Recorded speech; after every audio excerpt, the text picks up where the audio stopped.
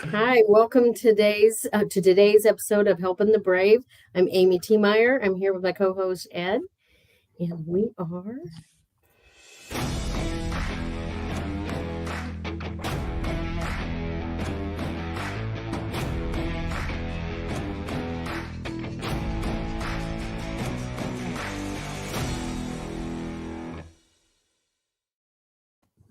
Are you nervous today or something?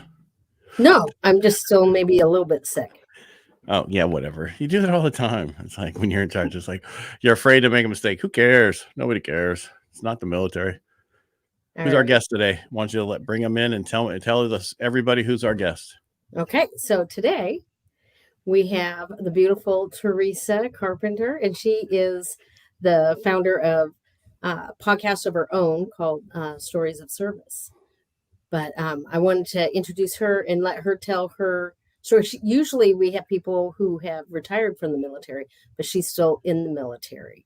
So Theresa, tell us about you. Well, first off, I want to thank Ed and Amy for having me on the Helping the Brave podcast. It's quite an honor. I've watched a few of your episodes, and this is a very good and quality show, and you have some amazing guests. So thank you so much for having me. My name is Theresa Carpenter. As Amy said, I am an active duty naval officer. I've been in for 26 years. I started my journey off as an enlisted aviation electrician. Then I transitioned to becoming a surface warfare officer. And for the last 12 or so years, I'm now a public affairs officer. So had quite the journey navigating the right career for me and being in the Navy and just traveling the world and seeing all different aspects of our profession. You must have lied about your age when you went in. I was 19. So yeah, I feel like it's like my whole adult life is the military.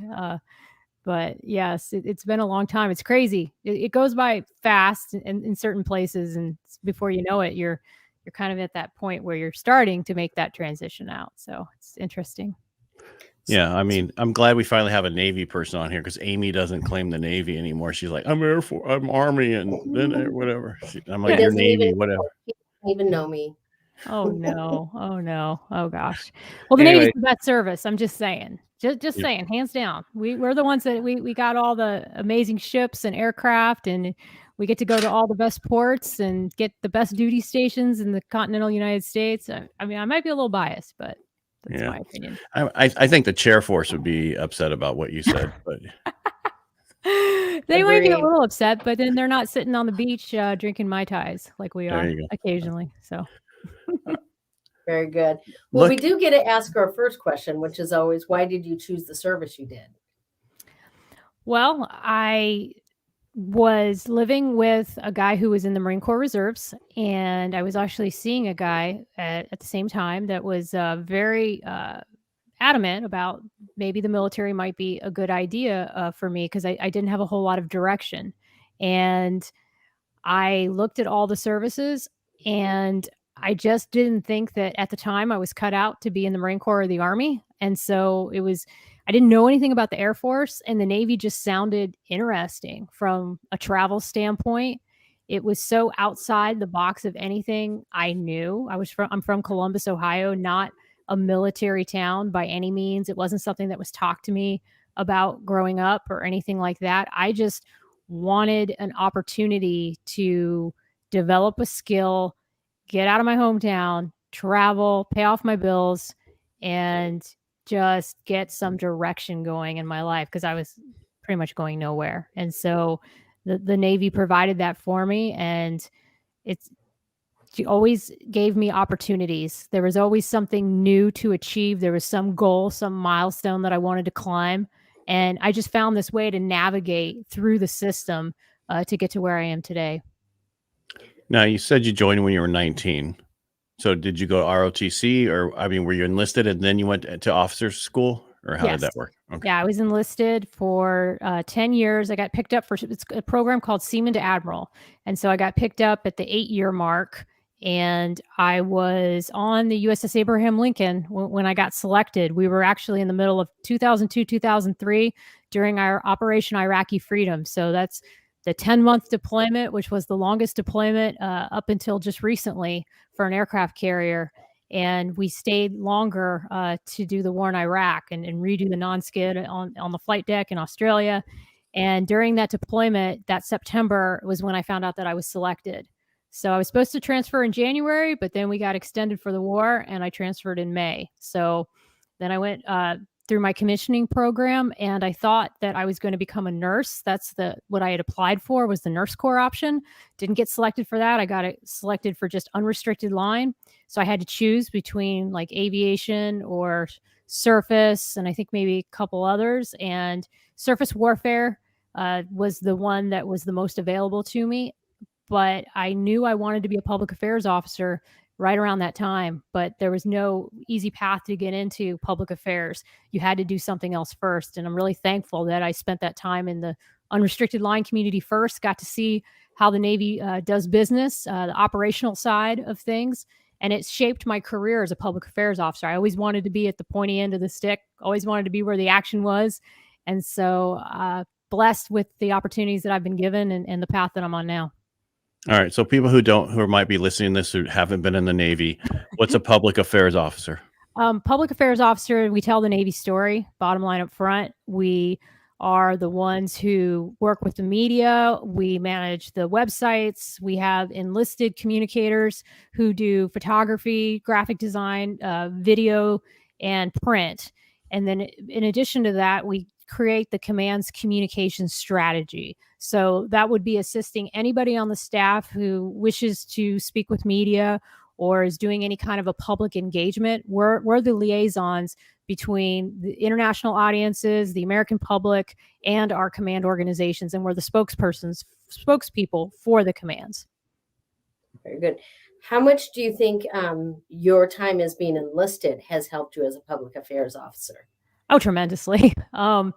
I feel that because I had so much time enlisted, I have a very unique understanding of some of the challenges that the enlisted feel, some of the frustrations I personally felt when I was enlisted in terms of trying to impact change. And I feel that it just makes me a more empathetic leader because I had a lot of struggles in my 20s and 30s coming up through the ranks, dealing with mental health and other issues.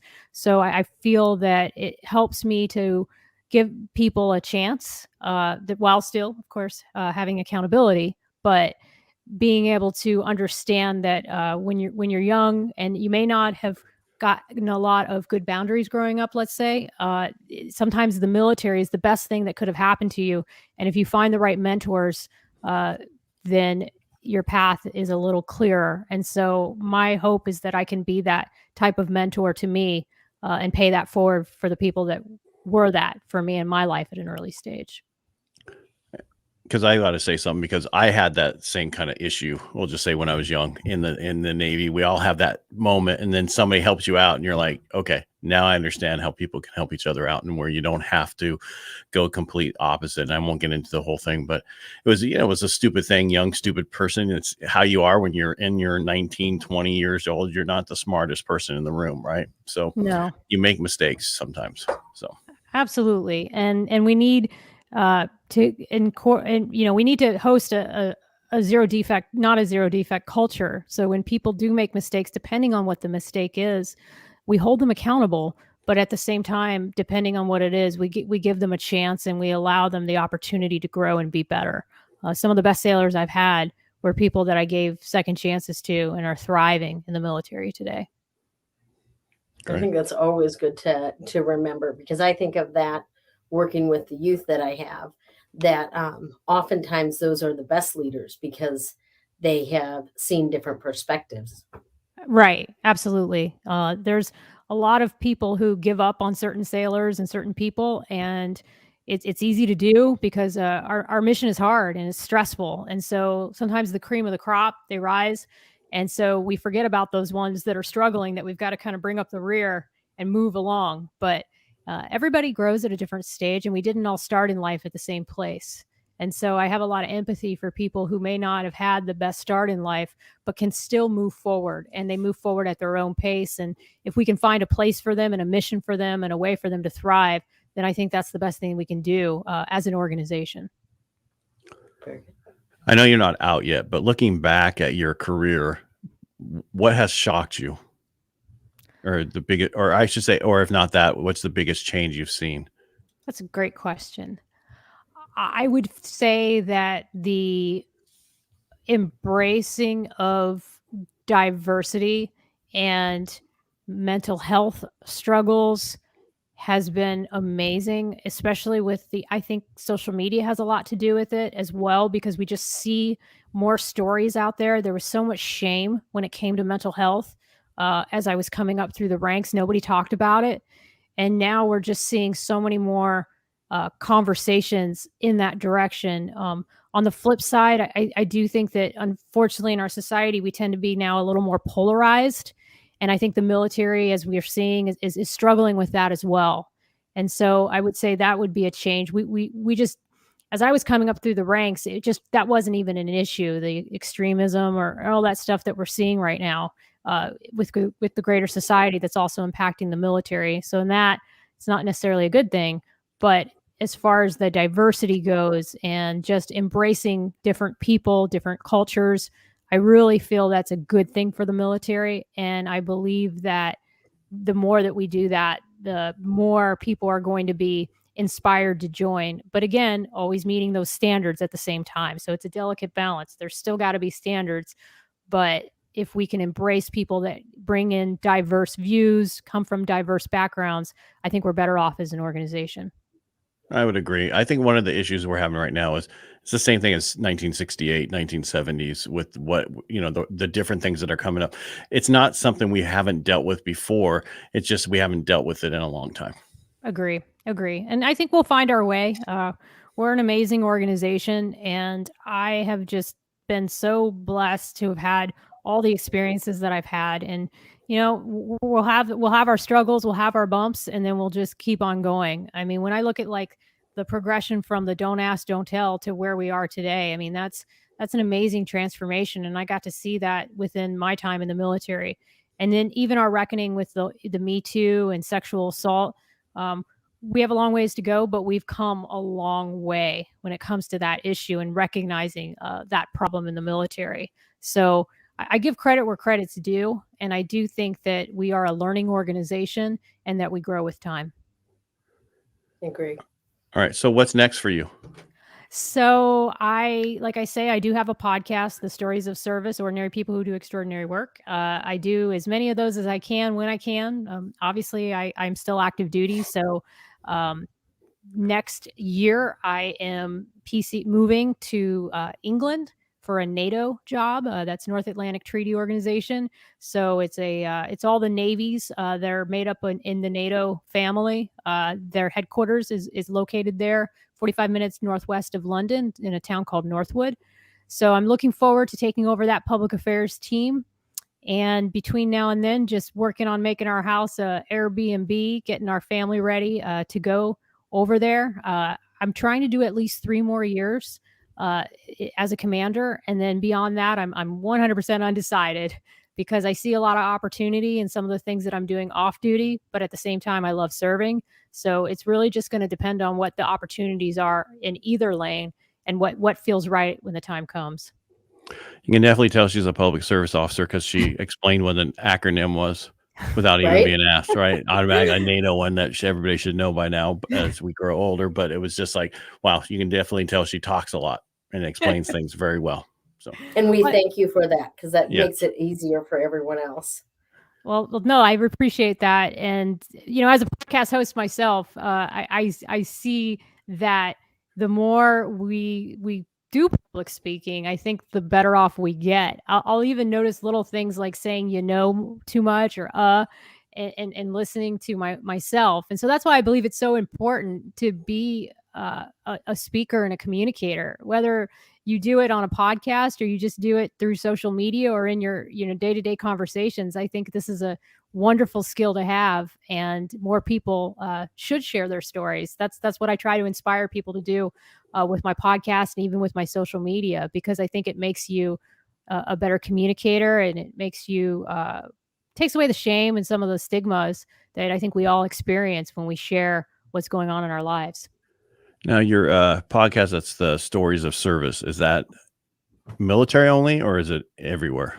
It is. I intentionally did not want to niche it. I wanted to find a way to reach out to people who inspire me, who do some kind of an active service. Because one of the things I found when I was going through, or many periods in my life when I've gone through some sort of a trauma or a hardship, giving back and being of service was always sort of the way through it. If I could go volunteer for an organization, especially in the advocacy lane, I'm very much an advocate. And if I could go and be a part of a cause, it took the issues not away, but they kind of put them on the back burner, and it made it so that I didn't obsess over them, and I was able to help. It also helped me to move on. And so I wanted to find people who I think are just giving back in one way or another and just doing amazing work. And I wanted to talk to them, ask them how they did it. And then it was my way of taking my skills and interviewing and times when I wanted questions asked that weren't asked, and I had the opportunity to do it. So that's what inspired me to start the podcast. And I got to kick it off with my father. He's a broadcaster. He was a DJ for 10 years, and then he became an announcer doing voiceovers for radio and TV. So it was just so amazing to talk to him. And now I have that recording, and I'll have it for the rest of my life. Right. And that's what I get asked all the time. Why do I do so many? It's like, because when I'm gone, my kids can still see me because I'm everywhere. Right. Right. You have a legacy. I mean, that's really what it is. And, somebody said that the other day on a show. They said, how do you want to be remembered? And the only thing that I would like to think is that I want to be remembered as somebody who tried to make the world a little bit better. Not a lot better, because I don't think one person can. Some people do actually change the world, but I think we all can do our part to move society along. And I just want to be one of those people that is part of that movement to make our world a little safer, a little kinder, because societies do evolve over time. And I want to be one of the people that's not sitting on the sidelines, but's in the arena making things better and getting stuff done. Yeah, I totally agree, because I told my kids, and I try to leave places better than I found it. Right. There's a piece of Absolutely. trash on the ground, pick it up, throw it away, help it Right. out. Just leave it better than you found it. If we all leave what we find better than we found it, it would be a better world. It really would. And I think people get so overwhelmed by problems. They walk into an organization or an issue, and they're just like, oh my God, how can I fix this? And they get so just overwhelmed by the gravity of the issue. And instead it's like, well, what small thing can you do? What tiny little step? And even like with the case with Stuart Scheller, I love to know, like, what is his plan to fix accountability? What is that tiny little step that we can take to hold leaders more accountable? Because I think his cause is worthy, but I also think that we have to start talking about what are those incremental, tiny little steps that we can do to push things forward. And the second thing is that advocacy is a tough game. It's not going to happen overnight. It might take years. I mean, think about the people that argued for the sexual assault to be taken outside of the chain of command. They were working on that, I think, for like 10 years. And then it took an actuating event for it to be pushed over the edge to where it is now, to where I think they're going to pass the bill on it. But that's advocacy. Advocacy 101 takes years, and you just have to play the long game. But in time, I do think things get better. I think they have and I think we can see it in our TV and the commercials, and more inclusiveness throughout. So you have, I think, reactions the way you always have them, but we're seeing changes throughout everything, even our school books for our kids and our opportunities to be more involved as parents in the education and choices that we make. So I agree. Yep. I agree to a certain point, because I think there's an overreaction right now. Yeah. They went completely one way, And I'm just saying, if you look at commercials, there's one person missing in all the commercials now. Well, and I think it's, it's 2 steps forward, 1 step back. Right. And We just need to get to normal. Right. We do. And I will tell you, like, I don't feel that this issue is just for women or just for minorities. I mean, there's a lot of issues with men too, and with men and macho-ness and not being able to show emotion. And there's even there's whole movements around that. And I wholeheartedly think that has to be a part of the conversation as well. It's about humanity. It's not about one marginalized group at the expense of other people. It's about bringing us all up together and moving forward as a society. I totally agree. Yep. I think it's going to be it. Part of the solution is going to have to be that complex conversation where you have that gracious space and something is said and we act differently. Like you don't sort of like, I think, the old adage, don't throw the baby out with the bathwater. So it was one scenario or a situation that happened, you can regroup and move forward differently versus stripping someone of their rank or Right. creating all these huge things impacts. Right. Or just inventing showers so they didn't have to worry about bathing the baby after the rest of everybody else, right? That's it, Ed. Thank you. Most people don't understand what that whole absolutely phrase was about, throwing the baby out with the bathwater, all right? No, I didn't know what it was about either. So no, that's news to me. But Seriously? You guys didn't know what that I meant? never heard that. It's No, basically I've because heard the term, but the term is all about when people took baths and down the chain through the family, right? Dad, mom, kids, and then baby was the last one in the water. So you don't throw the baby out with the bathwater. Interesting. Yeah, Wow. Okay. see, that's my one issue that I have with people getting rid of history, because if we don't know our history, we will repeat it, and we need to have those, whether the good or bad, need to be there so people can understand that come 100 years from now, or 75 years from now, or 50 years from now, what happened, and so we don't repeat it. And I that's agree. and so I'm going to actually even us all out here, if that's okay with everybody. I think I saw something the other day that said history doesn't repeat itself, people repeat history. And I thought, oh, that's interesting. We do. And yeah. I was going to say, it's human nature, I think, for us to repeat some of the same habits. I'm watching The Man in the Castle right now. It's the show about Nazis and that era. And it's about this reimagined history where Japan owned one side of the country and Germany the other. But some of the things that I see in it, or even in the movie Don't Look Up, it's like, oh my God, like, are we repeating some of the same things in our current culture today that we did before, like the whole cancel culture thing? Some of the people who get canceled and the reasons they're getting canceled is it just seems like you said, that overreaction, Ed, that I think we have to be very careful and mindful about, because what we're going to do is we're going to silence dissent. We're going to silence different voices. And we don't want to do that, because that's the way change happens, is by people feeling empowered to speak up. Yeah. Everybody needs to be able to say what they want, and everybody has to be okay with that. That's just, Right. That's how we became who we are. And we're not getting worse. We were getting better for a certain period of time there. And I'm not saying we're getting worse. It's just gradual growth. It's just like the stock market, the mortgage market. Stock market goes up, hits the thing, goes back down, again, goes up higher again. That's the same thing with everything we do in life. So, yep.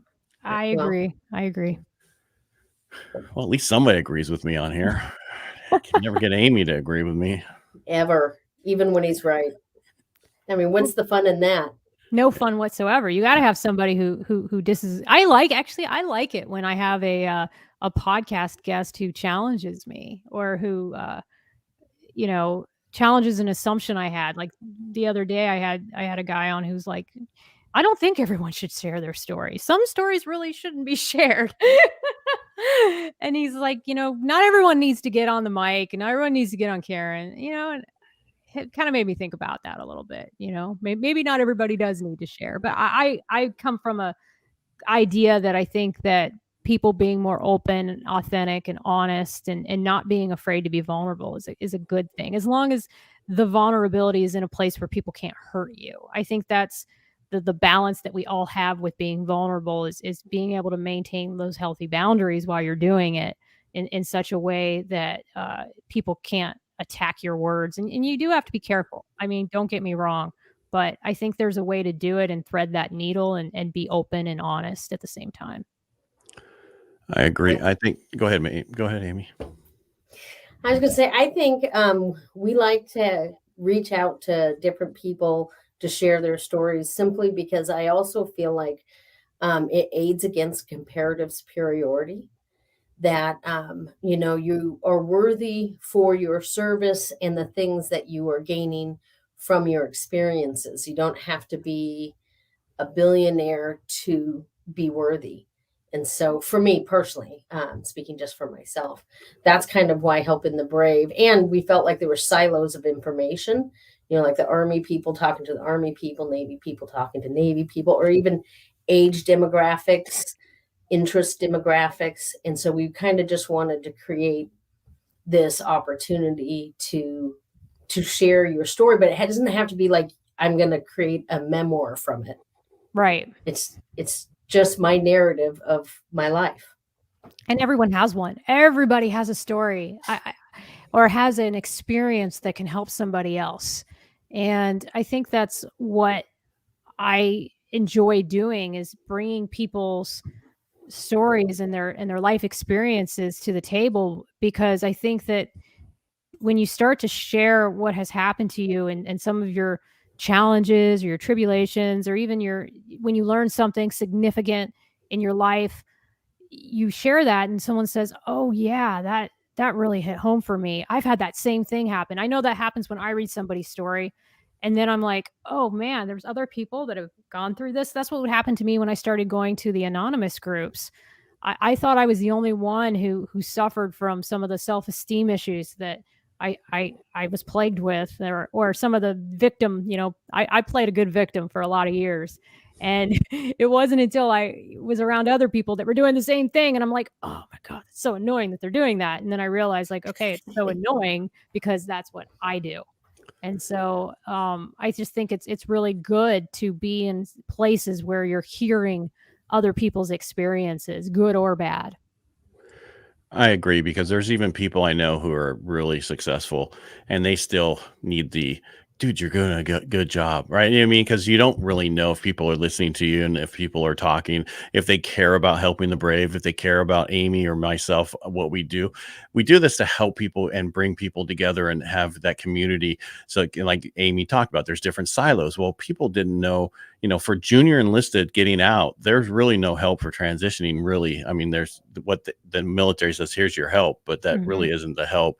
And then once you get out, if you do have a service related disability, how do you have it looked at again for upping? There's just so many things you can talk about. And that's why we do the show. We want to bring people on so that people can get answers. And like, I guarantee you, a lot of people are going to say, well, I didn't know you can go enlisted and then go into officers, and I knew that, but I didn't want to be a line officer. Yeah. I got lucky. I was in 5 years, 5 months and never been on a ship. Do you think I want to be a line officer and get on a ship? No, thank you. I want out.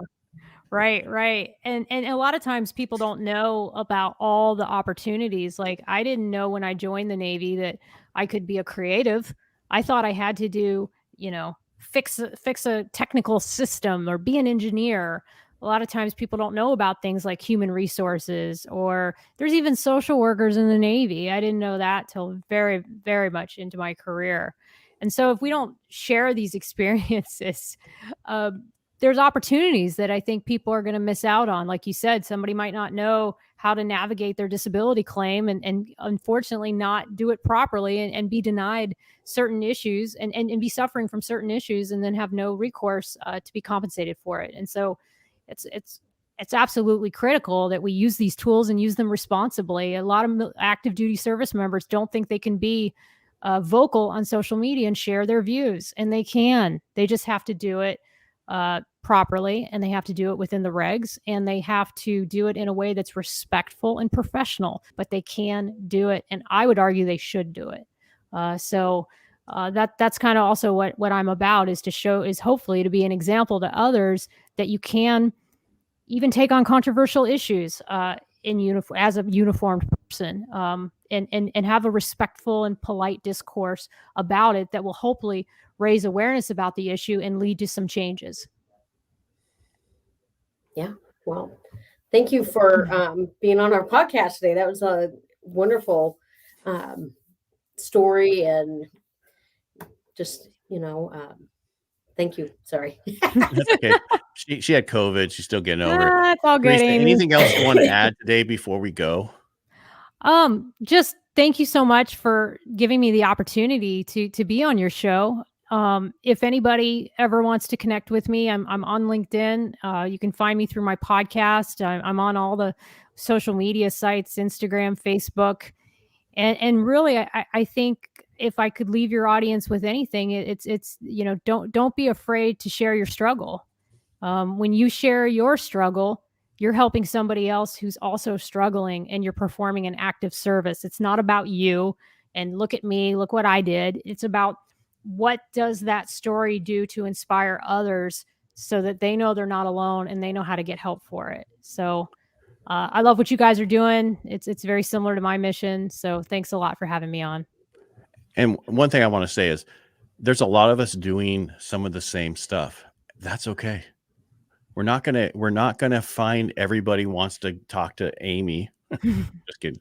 So talk to us that might want to talk to you, Theresa. I mean, just you never know. So we're here to help everybody. It's okay that we blend and we do kind of the same thing, and we're trying to help people do stories, because you might for a short period of time not do it, and we might have to take off a time, but you can pick up some of those people. And I just connected with you on LinkedIn, by the way. Awesome. Yeah. So anyway, I'm just saying it's important that yes, we all do these things and we all kind of do the same thing. That's okay. And we all should help each other out, because it's like going on social media. When you put posts, only 2% of the people will see what you put on there that you are connected with. Only 2%. So with all the stuff we do, that means only 2% of the people out there will know what we're doing. So it's important to get the word out so that people can understand and get help, because there's so many organizations that are really good that kind of do the same thing, but they fight. And we talked about that on another one of our episodes. So we need to work on these types of organizations to get along. And yes, you do kind of the same thing, but let's work together. Yeah. I celebrate other people who do the same stuff I do, and we cheer each other on. There's a few of us who are really active in the social media space, and I watch what they're doing, and I pick up best practices and tips for how to level up my game. In fact, next week I'm having 3 Instagram influencers on. They're super, super active on Instagram. 2 are in the Navy, 1 is in the Marine Corps. And oh my God, they got like 40,000 followers, and they do these reels really well. And they're all about empowerment and leadership and diversity. And they're very junior officers, all 3 of them. I think they're all lieutenants. And I can learn a lot from them. I'm inspired by, Instagram, I think is kind of a young person's game, and I'm a little older, and LinkedIn's more my thing, but I can learn from them. And so I just want to celebrate their work. And there's only a few of us that are really active on social media and active duty. So I call it like our little influencer crowd. We tend to stick together, and we get tips off of one another, and we share things. And I think that's good. We have our own little community going, which I greatly appreciate. I'm on TikTok. Well, good for you. I'm just saying what I'm getting at is you saying none of this stuff is a young person's game or an old person game. It's you need to be on all social media. The new stuff that comes out, get your name, get on there, because you never know where it's going to take off. And TikTok has taken off so much. I know. And it's not just about certain stupid dances and other stuff on there. There's a lot of good information, financial stuff, other stuff. I'm amazed what you find out there and how well things do on that. So all I'm throwing out there is you should be on every social media possible, if you have the time and the bandwidth. I think that's my problem, is that I'm so invested on LinkedIn. Like I just did a post on Sunday that got like 7,000 views and over 100 comments. And I engage very meaningfully and deeply with people, because that's what I really enjoy. My mom and dad raised me to have these very deep intellectual conversations at the dinner table. And so that's what I like doing on my social media. So sometimes I come up with thought-provoking and deep conversations just because I really want to understand an issue better, and I know others are going to have a different perspective than I do. So the time that it takes to engage meaningfully with the comments is also another piece to my work. So I have to scale it. I'd say, LinkedIn's my number 1 go-to. My friends and family are on Facebook, and Instagram's kind of where I experiment. Because it is a little bit hard. And it's where I have fun with my dog. My dog has an Instagram page, and I do enjoy posting on behalf of Jada. There you go. There you go. One last question, though. Yeah. What kind of dog? I have a boxer.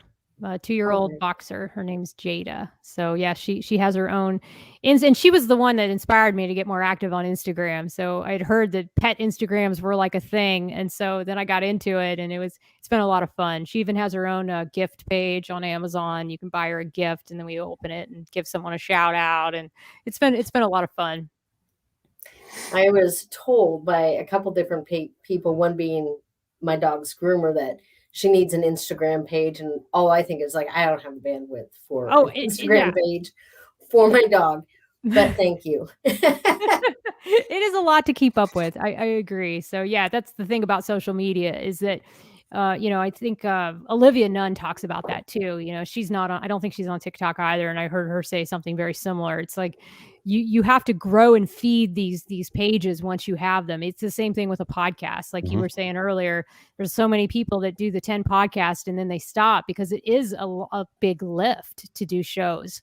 And so anything I start, I have to be committed to. So that is also why I'm not on Twitter either, really, because I just can't keep up with every page. So the pages that I do have, I try to be more intentional with the engagement. Very good. Yeah, and that's how you should be. All right. Unless anybody has anything else, I'm going to say goodbye. Anything else, Amy? Because I'll let us out because I don't want you coughing on the way out or anything and forgetting. Are we going home today? Amy, I'm just giving you a hard time because, everybody gives me these notes that you pick on Amy too much. Anyway. You really get notes like that? Oh, my gosh. It has happened in the past. It's okay. Oh, my gosh. He's rude to you. You want to get me on a podcast with my husband. He rolls his eyes as I'm doing videos. I'll be talking and because we do a YouTube channel together, and I'll look over and he's like snickering or rolling his eyes, or he like throws me under the bus on our voiceover, and I'm like, what are you doing? But it's in good love. He obviously loves me. So you have to do that because it's entertaining. That's my co-host on the radio. I get her going. I'm the level-headed person, and I get her going, and to a point where she almost cusses on air, and people always make comments because it's live, right? And it's the local radio, and you can't cuss, you can't slip. And I was like, oh my God, I almost got you to say, yeah. It's like because he's easy to get going, and that's what. You need to have that type of entertainment if you're going to do these kind of things and get a good back and forth between the guests and the host and the guests. So yeah, you need to know how to take it and then how to just give it right back. Right. That's probably my part, Amy. I don't know if you can relate to that. I'm taking it back. I can take it, but I'm not good with my little one-liners, or I'm not quick on the uptake when it comes to jokes and being able to just toss it right back to the person. But the people that can do that, I think, are like the comedians. It's one of the reasons I want to take an improv class. That's one of my bucket list things, is to work on that part of my personality a little bit.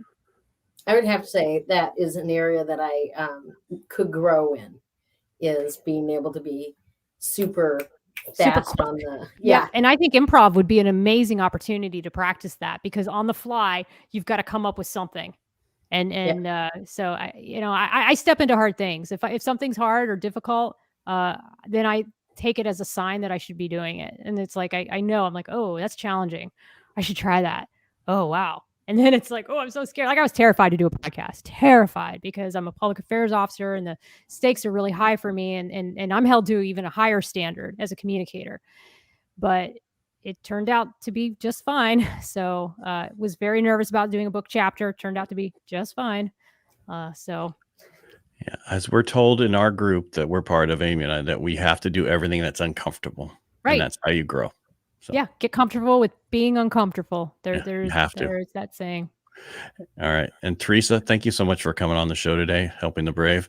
And if you like what we do here, please just share, follow, and let people know about it. And again, Amy, thank you for being on today. Also for being and thank you for being my co-host. I really appreciate that. I don't know that he does. I actually do. So move on.